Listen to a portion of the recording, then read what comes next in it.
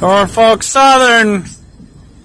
We're down at the end of Woodall Road here, off of Candless Mountain Road in Lynchburg, Virginia.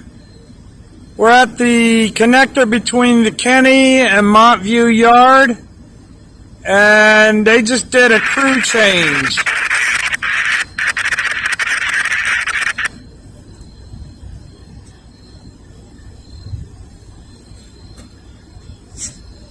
That light's been going on and off. I'll have to let someone know so they can report that and get it fixed. I think Appalachian or American Electric's got to fix it.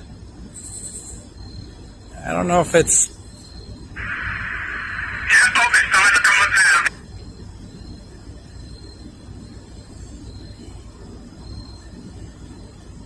Subscribe, like, and comment below.